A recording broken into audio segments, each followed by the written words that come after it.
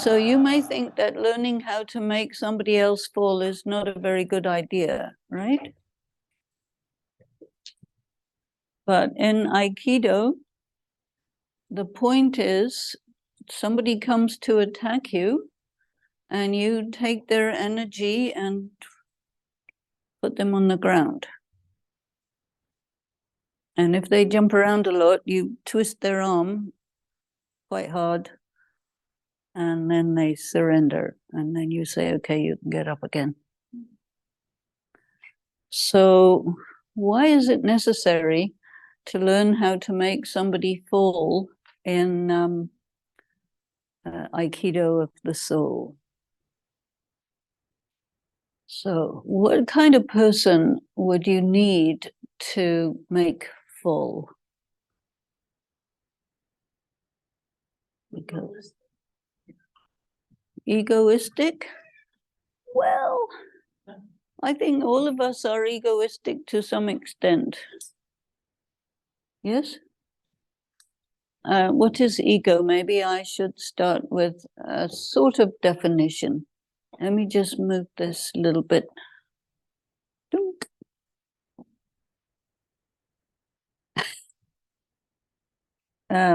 We were talking about trauma, right? A little bit. And what happens is that you cover your wounds with a performance, which takes the form of superiority, inferiority, flip-flop, depending on the situation. So this ego is this kind of covering process so that nobody can see your pain. And this is my definition. And this means it's very difficult for you to be real. Now, if you happen to be a person who is a very excellent vampire, and there are some good vampires, you might feel sorry for them. And you might enable them to be nice people and encourage their ego mask of being nice people, where behind it there's a hungry vampire. And you say, no, sweet little vampire, you are very nice, and stuff like that. Then the vampire says,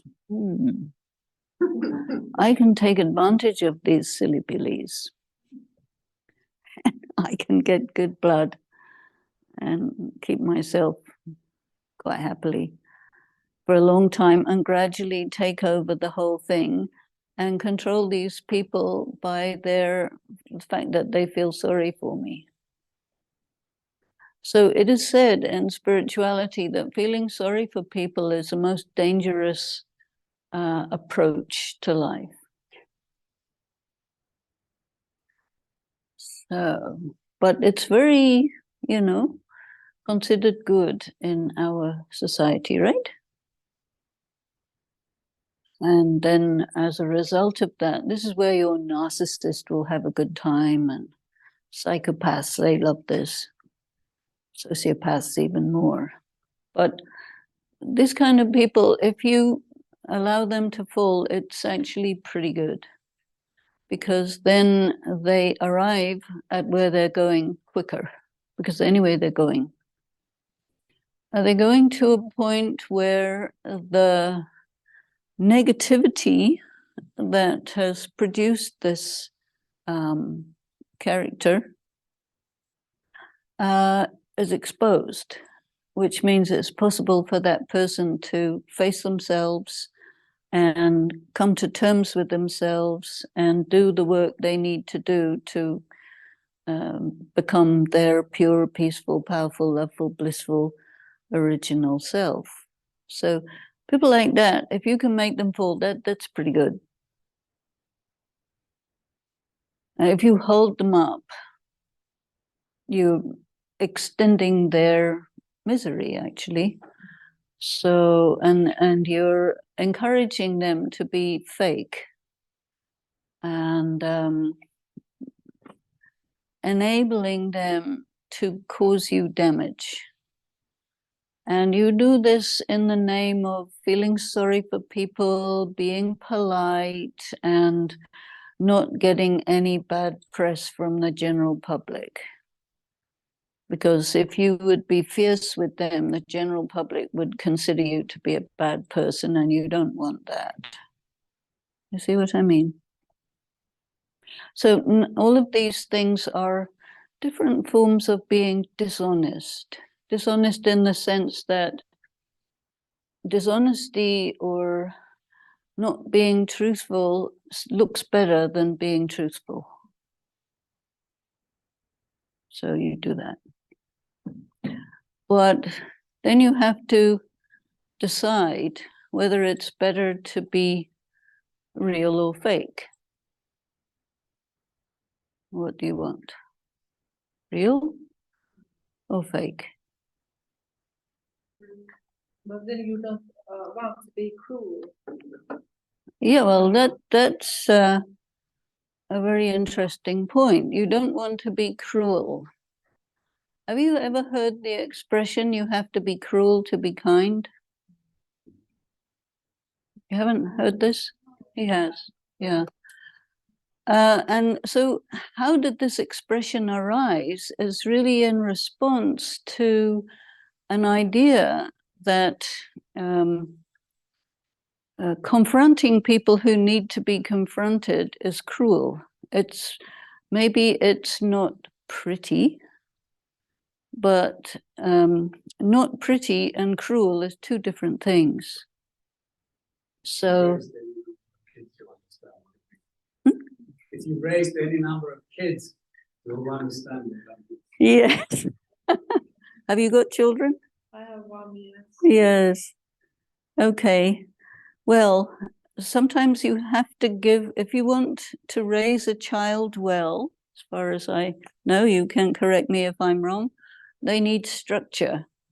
And that structure needs to be consistent and coherent and logical and day, night, weekend, weekday, when you're in a good mood, bad mood, holiday, not holiday. It has to be reliable. And then love, because then they know where they stand. And I think in the same way, you have people who have, for one reason or another, a great deal of aggression inside them. And so when you encounter them, they will show a little bit of that. And in order to appease them, you will be nice to them. And then they will show a bit more. And then you'll be a little nicer to them. And then they get the point that in order to control you, all they have to do is be aggressive. And then you will become a mouse in front of them. So that's a good arrangement for them. But it's not a very good arrangement for you or anybody else. But the public opinion is you have to be nicey, sugar and spicy. And if you confront people who need to be confronted, that means you're cruel. But it doesn't. So that's the thing. So you say, I don't want to be cruel, which means I don't want to deal with this kind of situation. I see. But every so often, a situation like this comes up. Why does a situation come up? Because you have a weakness in that particular area.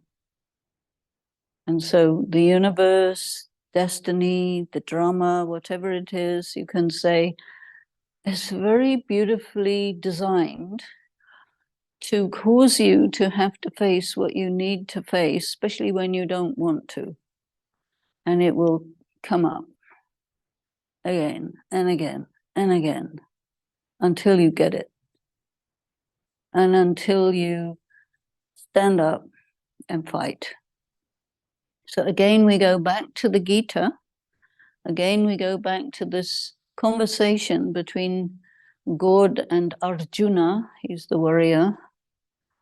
And he's just endlessly arguing and doesn't want to fight. And God keeps saying him, stand up and fight, you stupid idiot. You will look like a fool in future generations. Call yourself a king. What is this? Don't you understand anything? On and on and on. And he just refuses. And it becomes like a child. And God is very merciful, and he finds different ways to make him get up, get the point, and kill the enemy. Right? What happens in religions when they pick up this point, which is there in all religions? You must kill your enemy, right? It's there, no? The Bible, the Torah, the Quran, you must kill your enemies. Who are your enemies? Who are your enemies? Basically, the internal demons. These are your enemies. Do you have any internal demons? You'll say, no, I don't have any. No, you have. And where do they live? They live in your subconscious, in your heart. Yeah. Oh, but more than that, in your subconscious. If they're in your heart, then they're already visible and you can deal with them. But for most people, they're in the subconscious and they drive your behavior, and you think that they're not there. And that it's your idea to behave in a peculiar way, which is not good for your reputation and so on. So the subconscious, your heart, if your demons are in your heart, that means you're very open. Yeah, Yes? I have got rid of some of them. Yes, there's always more. Yeah. I know. Yes. Anyway, they're your enemies in the sense that you have to stand up, confront them, destroy them. And they are basically the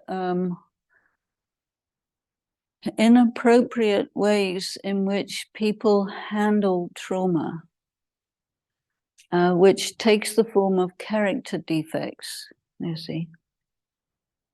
So if somebody has a character defect and you encourage it, then you are not doing the right thing. But if you confront it, everybody else will tell you you're not doing the right thing, but they're not correct. So one thing that's very important to know is that public opinion is the least reliable of all things. Public opinion.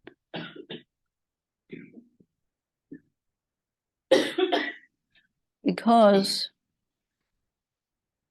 a person who sees you has no idea what's your background, what's the background of the situation. They don't know. They just see what's visible, you see. And going back to the Gita once again, it is said that anything that you can see through your sense perception is deceptive. It may look good and not be good. It may look bad and not be bad. So you need to use something called your third eye. You like third eye? What is your third eye? Usually third eye is sitting in the middle of the forehead, right? And it's usually your two eyes are going this way, horizontal, third eye is a vertical. And of course it's invisible. Sometimes it's called the third eye of wisdom. Sometimes it's called the third eye of knowledge. It's basically the eye of the soul who can see what you cannot see with your two eyes. So if you have two eyes for seeing what's physical and one eye for seeing what's non-physical, you have a good combination and you can understand what is real better. So with your two eyes, you see what appears to be there. And then with your third eye, you examine it to find out what is the difference between the appearance and the reality. So the reality is, well, the appearance is, it looks like you're cruel. But the reality is you're doing your job properly, you know. So that means your third eye is more reliable. And the public does not have any third eye.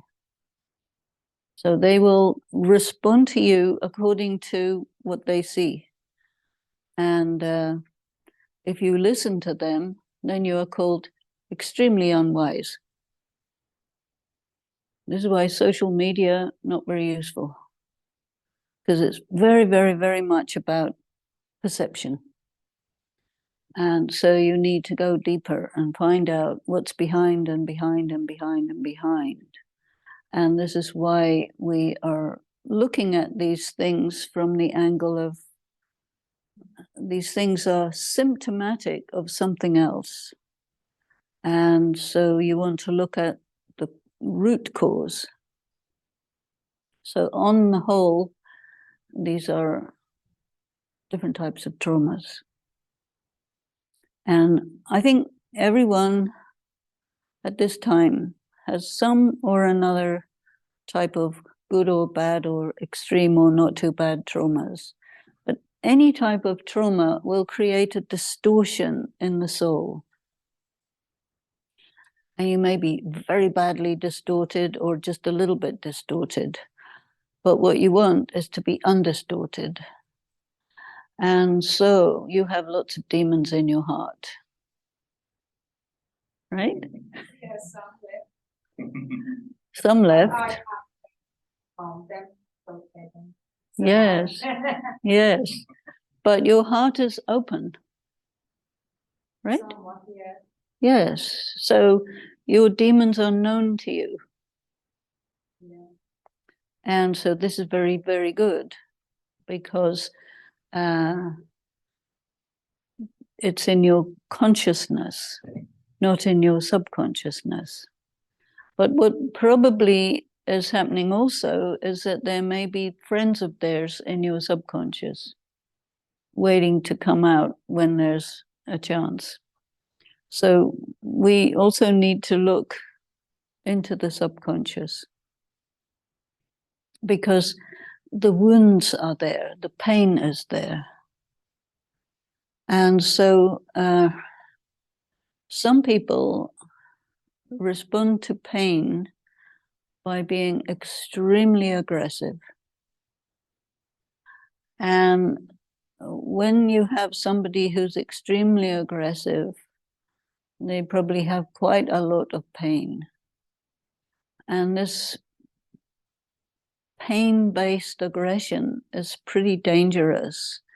And it is very suitable to have if you're a full-on big criminal. It's very useful to have that. But at the same time, you will do a lot of damage to yourself and to other people, which increases the amount of negative karma. So the wise one would say, I don't think I'm interested in increasing anybody's negative karma by being nice to them so that they get lots of opportunity to be aggressive without any consequences, you see. So this is where you need to make it possible for a person to not hide behind this facade, you see. So the more you're nice to them, the more they feel that their facade is effective. And so they will increase their facade and add a few bits and pieces, some extra windows and doors and paint it pretty colors and the whole bit. so that people are absolutely convinced that this is not a facade, this is the reality. And so that person may be an energy vampire, you see, because a person who has a lot of aggression has very little energy, spiritual energy. And so they will be looking for victims that they can feed from, take some energy from. And so if you are nicey, sugar and spicy, not wanting to be cruel, you look like lunch.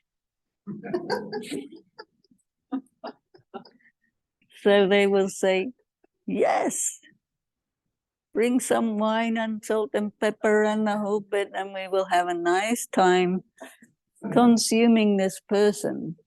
Very good. What if that person is your family? It may well be. What do you do then? Well, Irish family, difficult to. no, it's difficult, no doubt. There's nothing easy about all this, right? But a family member who is of this type, you need to let them fall.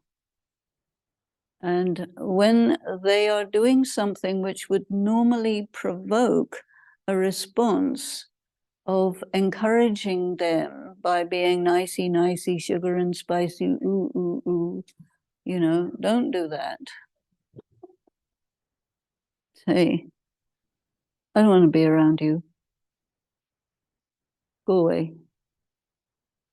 When you learn how to behave yourself nicely, then you can come back. Things like that, which they will go and immediately complain to everybody about how horrible you are. But you have to hold your position and say, no, when you do this, you're not welcome. I don't want to be around you. If you behave yourself and stop doing all this stuff, then we'll think about it. But your behavior is not okay. And go away. I don't want you around when you're like this. See? So you're not saying you are a bad person. You're saying this behavior is not acceptable. And it's very important to make that distinction.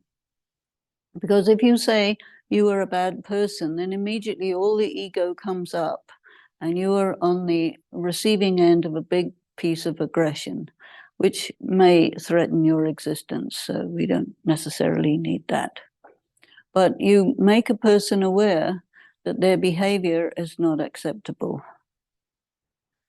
And when a person has a lot of poison wanting to come out, they will try to suppress it when you say these things, but it'll be hard and it'll come through, you see. And then you have to follow through on your threat. Oh, you're doing this, you're not allowed in, go away. Not interested. Change your behavior, it's okay. And you do it to such an extent that they recognize that they can't change their behavior. And so they fall. And they need to fall because until and unless they fall, nobody sees what they're trying to hide. But when they fall, everybody sees it and they see that they have been seen, so they cannot pretend anymore. And so then the question arises, oh, what to do? Well, there may be some things, oh, go to some therapy or this or this or this, but there is something that they have to do because this behavior is unacceptable. And they have a problem. Whereas otherwise, if you don't do that, they will turn it around. Your behavior is unacceptable. You have a problem. I'm very nice. Everybody knows how nice I am. You have to expose it. See? Because if you don't, you are enabling them to do damage to you and to everybody around the family, you see. And this happens especially in families, you see. And this is called dysfunctional family. A dysfunctional family is where somebody who's in a position of power is aggressive, abusive, violent, and causes trouble, and everybody tiptoes around and walks on eggshells. Do you want to do that? No. So then you have to be very courageous and very skillful and saying, this behavior is unacceptable. You are great, but don't do this. And if you're unable to handle it, because what happens when people start getting visibly not okay and they start feeling that they're seen, they will find other means to cover up their problem. Some people will do it through drugs. Some people will do it through some other performance, but there will be this ego mask, you see. So you're enabling others to fall is basically taking off their mask. And when you take off somebody's mask, it's very painful because a person is fused with their mask. And all of us have this to some extent. We have masks, and we have many different masks. And you're probably aware of some of your own masks. And then you will think maybe one of these is the real me. One of these masks. Usually it's like that. So you line up all your 50 different masks and you decide which one is the real me. But it's very rare for a person to realize that none of them is the real me. None of them. The real me is the one behind the mask. But you may be fused with one or two of them. And this is where you are most sensitive, most vulnerable, because you cannot bear the possibility of that mask being torn away, because it tears away your being at the same time. So part of what we need to learn is that none of these masks is me. I am the one who's working through this mask, that mask, or the other mask according to situation, but I know who I am, you see. And a person who is filled with aggression and all of this because of some or another really bad trauma cannot bear their pain. And so they're in full denial. And so they get fused with some mask which hides it. And you have to let them fall. Let them trip over their mask. And you have to be pretty skillful to do that. But since we're studying, so we're studying various different skills. And that's one of them. Because everyone has around them someone or some circumstance which is specially designed to make you really crazy. And that's the one you need. It'll be different for each one of us.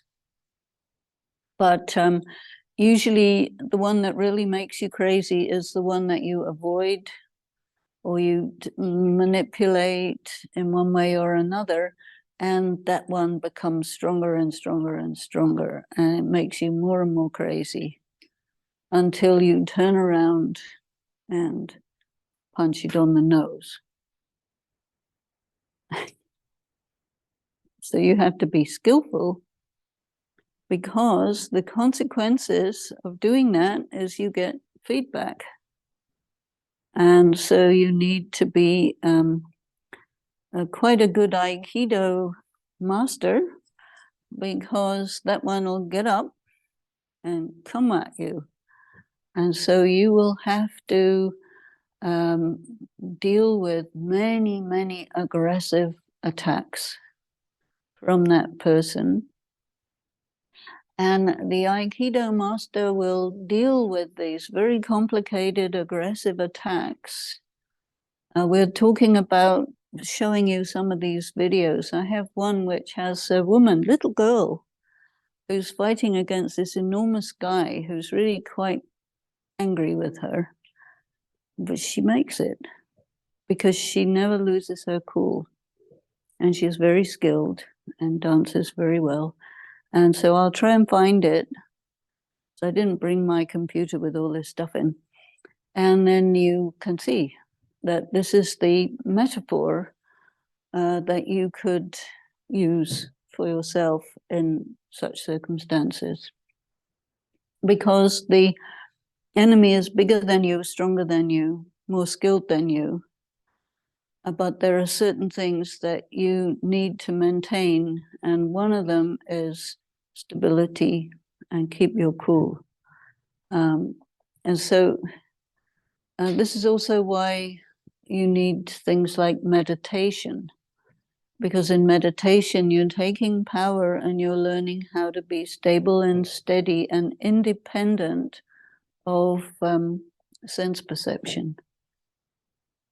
So you're operating more with your third eye, anticipating what's going on, not afraid, and willing to lose if it happens, but get yourself back up again.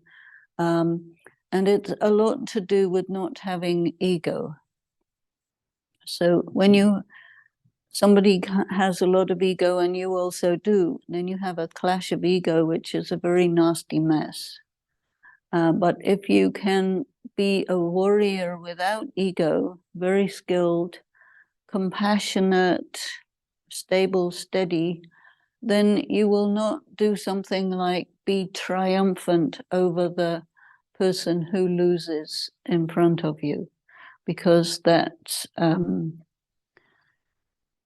very provocative and gives people a reason to come and attack you in a very sort of underhanded way, and that might be damaging for you. So humility is useful in that situation. And so these are examples of some you need to allow to fall. It's quite connected with dysfunctional family. And a dysfunctional family is not just a family where there is aggression, but also where there is drug abuse, alcohol abuse, sexual abuse. And some of it is not aggressive in an overt way, it's very covert. And so where you have a person who is doing these things in a covert way, it'll be hidden from you, but the vibration will be there. So if the vibration is there and you're tuned, you'll say something fishy going on. And then you will become a little observant until you detect what's going on. And generally speaking, in situations like that, there'll be a lot of denial.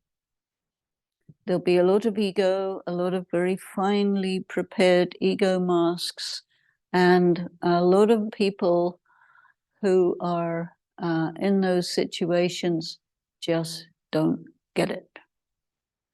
And the messages that you receive, and this is also there in the Kalivala if you want to look at it, it's very clearly described how the dysfunctional family operates. And that's a Finnish thing, so it must be around here somewhere.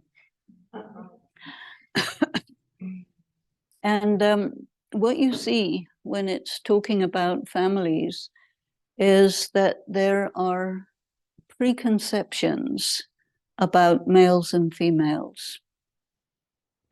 So you have one preconception which says females are like this and like this and like this, and you have to be this and this and this and behave nicely and blah, blah, blah, and then everything will be fine, except it isn't. And then you have an opposing preconception, which said females are horrible and nasty and this and that, and you have to do da, da, da, da, da, but it's not true. So both of these are opposite sides of an approach to females, the same thing with males. And it basically sets men and women against each other through these preconceptions that are institutionalized in the family system, the institution of marriage. And it causes a lot of poison and dysfunctional families. And so this is the sort of background that you arrive in, all these preconceptions. And these preconceptions will be taught to you from before you're born, even while you're in the womb. They'll be talking about it, you'll pick it up. And so you adopt and absorb these preconceptions unless you're a very revolutionary, reactive, rebellious type of child. And they will tell you that you're bad if you do that, and you're good if you absorb all these preconceptions. And then you're fully prepared to be maintaining the dysfunctional family system in perpetuity. So that's a problem, is worldwide. So we have to really look inside of ourselves and see what are the filters with which we look at, or through which we look at people, you see. Because we need this eye to be able to see right through all the masks, all the filters, all the preconceptions, and see, okay, who is this person? Because a person is not a thing. And the preconceptions are able to survive because there's a general tacit agreement that human beings are objects. Right? This is a boy, this is a girl, this is a cat, this is a mat, this is a rat, this is a potato. You know, they're all things. But they're not, you see. And for you to discard all these preconceptions is very difficult because you don't have anything to compare it with. The only thing that helps you is pain. You see, because when something is really painful, you will say, something wrong here.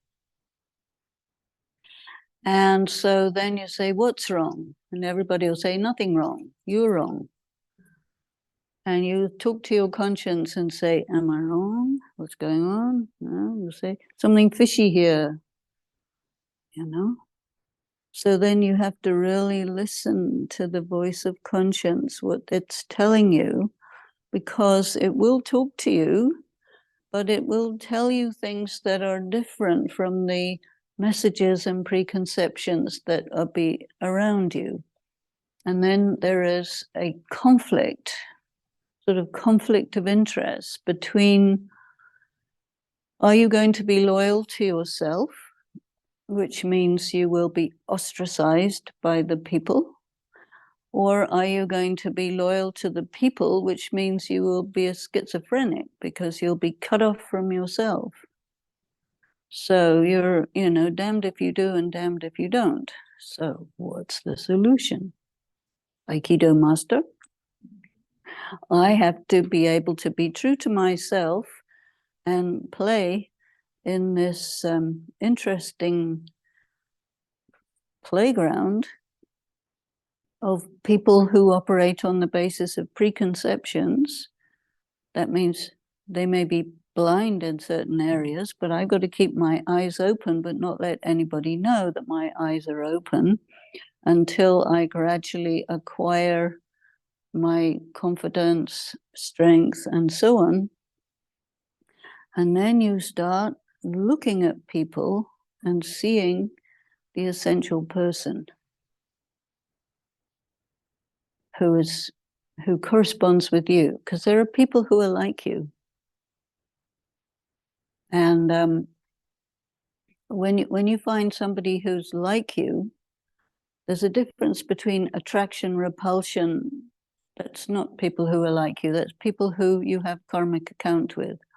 But people who are like you is people who are aware that there's a difference between the voice of conscience and the voice of preconceptions, and that you feel better with the voice of conscience. I see. And you will realize that something like you're different. And how many of you think you're different? This is very good. And so sometimes you feel a little like there's something wrong with you because you're different. You may be bold enough to think, I'm okay, but everybody else is not okay. Then they call you arrogant. So you don't say it, but you think it. And, it's like you have to deal with it. So if you, look around and see who is a little bit different like you, like kindred spirit, then you don't feel quite so isolated. And maybe you can create a good quality friendship. And then it's better because you doubt yourself when you think you're the only crazy person in the world and everybody else is normal, or you're the only normal person and everybody else is crazy. Either way, it's uncomfortable. And once you start coming together with some people who are as different as you, then it gives you more confidence, it gives you support, it gives you this idea that, yeah, there are problems, and what are we going to do about it, as opposed to what am I going to do about it? So it feels kind of better. And one of the things to do about it is get good at letting people fall. Because when you don't go along with all their preconceptions and you put a barrier and don't allow them to mess you around, then their negative side will come out, you see. And then it's visible not only to you, but to the other people with preconceptions also. And they may start saying that you're bad, and because of you, they look bad. And so you have to pass through that. And there's a philosopher called Schopenhauer, you know Schopenhauer? And one of the things he had said is that when you're like this and you do things differently, the first response of the society is to ridicule you. And if you can get through that, then their next response is to give you a very, very hard time and be very aggressive to you to try and stop you from not being like the other people. And then if you can get through that, which requires you to be very strong in yourself, which is also why it's good to have other kindred spirits who say, yeah, you're not crazy. Then the third response is they say, oh yeah, everybody knew that that was the right thing. So the thing is to get to that third response.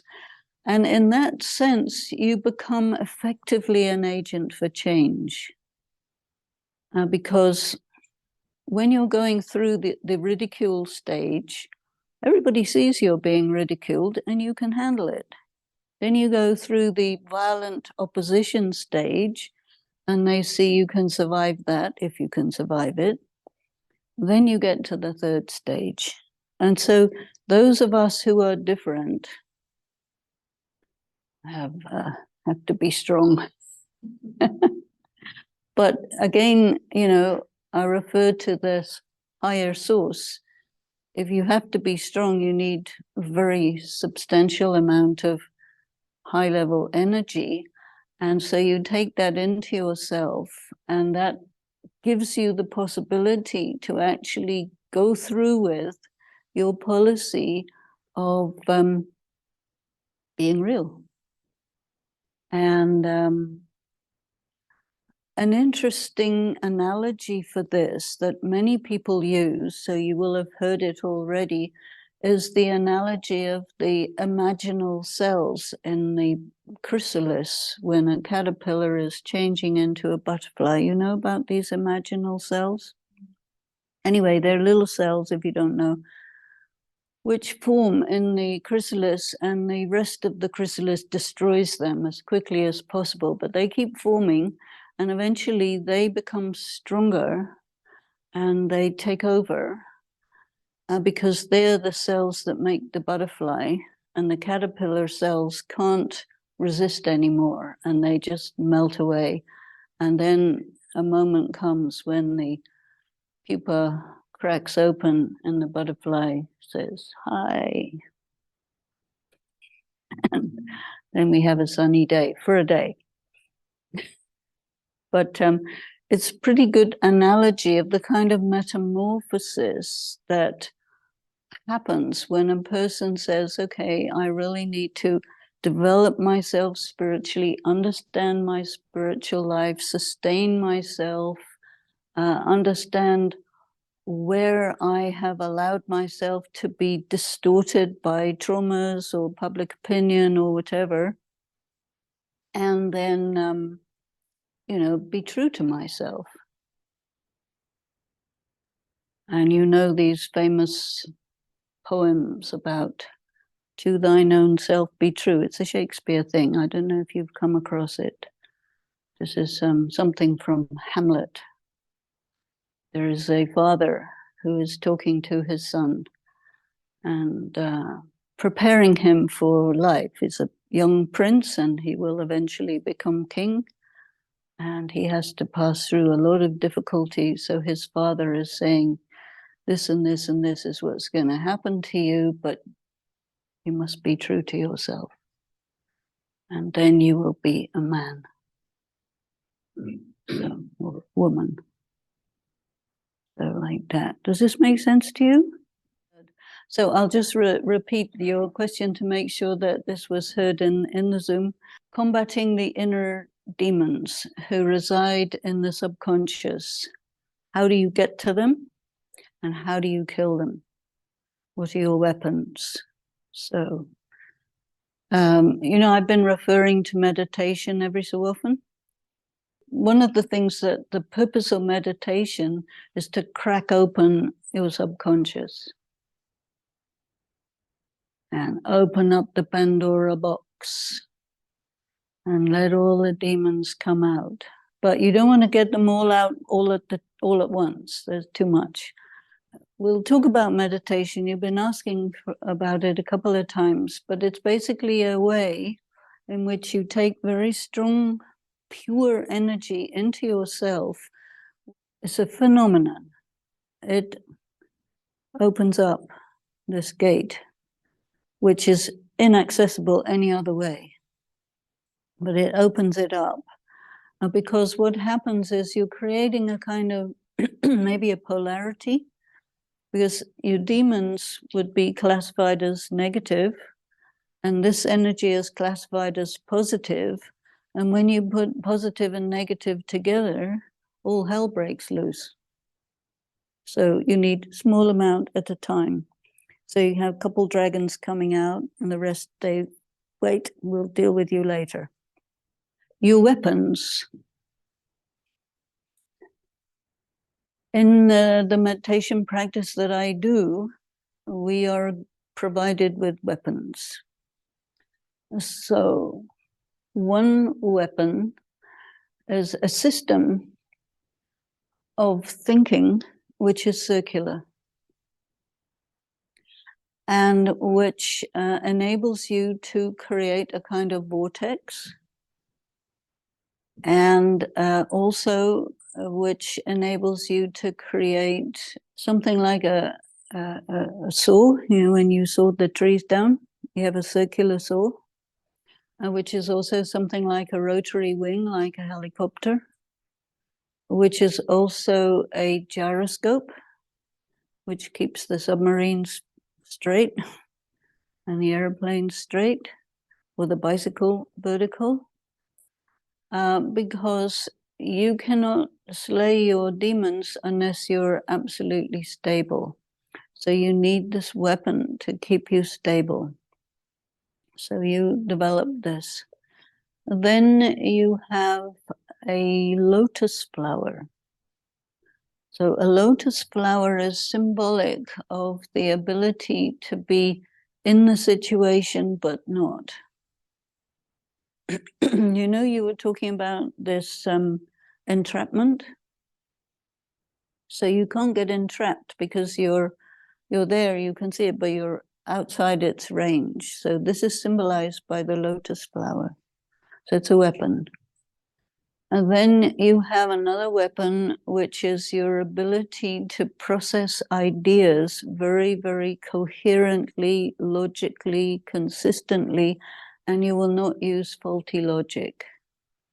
A normal person uses faulty logic because they assume certain things to be true, which are not true. And they will say, if this is true, which they assume it's true, and this is true, which they assume it's true, then that. So they arrive at faulty conclusions because the premises are faulty. So you need to have very clear concepts about what's what. So this is also a weapon. It's a weapon that a lawyer would use when he's in court dealing with some evidence. And then you also have the power to strike. If you want to kill someone, human being, you need to know where in the body the bullet has to go so that they're instant dead. So you need to know physiology if you're a sniper, you know. But if you are a meditator, you need to understand about these demons and what kind of bullet you're going to use and shoot it where exactly, with what velocity, at which moment, and become skilled. So these type of weapons are there, but they're not physical weapons, it's mental. And so there's a whole study that we learn, which you're welcome to study as well. Some of the enemies, some of the demons are fierce. Basically, they come in two categories. Either they terrorize you or they tempt you. So they're either attractive or repulsive. Generally speaking, the attraction ones will come because they're so easy to fool you by attraction, and then they eat you up because you put yourself in the wrong place, wrong time, and gobbled up. Then you get the terror ones, which make you very afraid. And when you're afraid, you could get paralyzed, so they can eat you up really well because you're just frozen. Or you run away and they run faster, so they get you that way. So the thing is, you have to face them. So you learn this power to face down very dark energy. And you do little by little by little, so you get a bit more skilled. These things can be like nightmares. They can be like self-doubt. They can be, you think you're going crazy. They can be, you want to die. They can be homicide, suicide. They can be all sorts of really quite nasty things. But you deal with them a little bit at a time. You start with mouse before you get to dragon. And as you go along, you know, you learn what they are and how big they can be. And every so often they will jump out and scare you. And then you get through that, and then you're not scared anymore. But it takes time, long time. So you say, okay, I'm here for the marathon, long haul, okay, little bit at a time, okay, come. And there will be where you're particularly weak or particularly vulnerable or particularly wounded, they will come many times because you need practice to handle those particular things because they're strong ones. And so you're fortifying yourself, you're creating your community of like-minded people, your friends, etc., who are, you know, encouraging you, because sometimes you feel, oh, too much. You know, so like that, slowly, and you move forward, and then eventually you become the victorious warrior. And there are no skilled warriors without scars. So if you got a couple of scars, it's good. People will respect you. Oh, you did this, you did this, you went through that. You are something. So this is why I like the Kalevala, because it's got, oh, Vinamun, he went through hell, all sorts of stuff, you know, but there, excuse me, I'm still here. And he's the wise one. He's the hero. So you are that. So all of these mythologies, they're actually very useful because they actually represent this work that you do at this time. And so I think it's very good to have a relationship with these heroes, because you're doing heroic work looking like an ordinary person. It's all in disguise because it's in the mind that this is going on. Yes. If you challenge the aggressive person in the family, maybe the whole family will fall down. If you've got a dysfunctional family, it's already fallen down. Because dysfunctional means it's not working. It's already in trouble. It's already in pain. It won't collapse. It's already collapsed. It'll just say that it's collapsed, but it's already collapsed. So what happens if you want to really do this properly? There is something called intervention. And for that, you need somebody who's expert. And for that, you have to get all the family on the same page. And the person whose behavior is not okay, and they all confront him or her at the same time.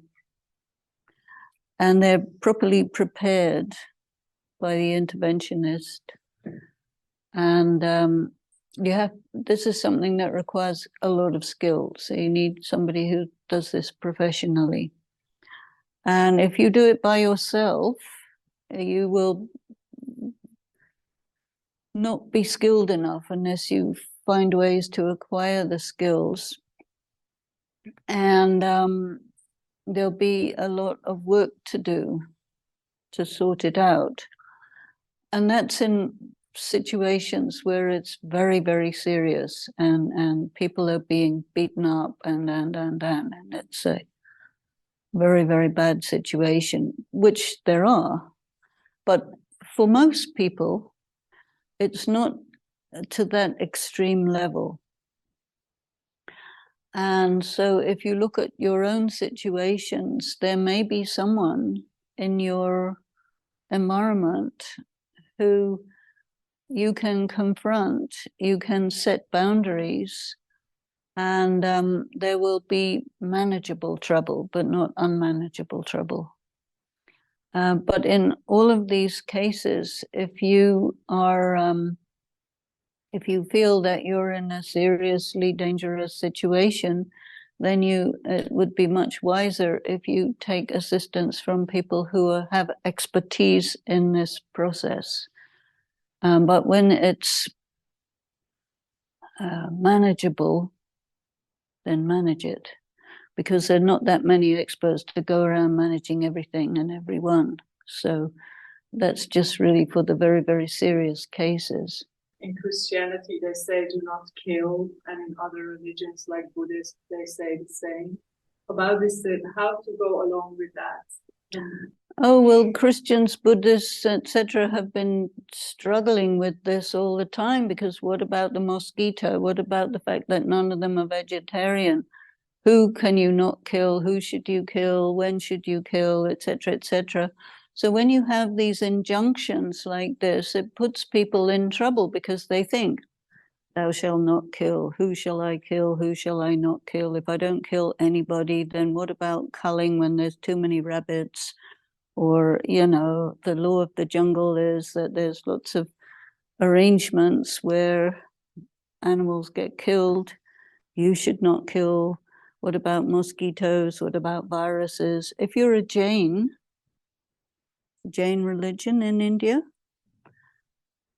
they're so worried about bugs. They have little brushes and they brush them away. And they don't go on cars, because then you might squish a bug with your tire. And it becomes extraordinarily impractical when you do things like that. So dealing with injunctions like thou shalt not kill is to put yourself in a very impractical situation. So you have to understand about, okay, you have the military, and the military says, I can't go to the military because I have to kill somebody. And the government says, you know what, we have conscription, you go in there, take this gun and kill or be killed. So put aside your fixed position and start thinking about it. What is the meaning of non-violence? And what are the various different duties which may require killing, like defending your country if you're in the military? Then you have people thinking about whether you should have the death sentence or not. And it's all very complicated. So I think probably you decide for yourself what is your relationship with the scripture, and then do that.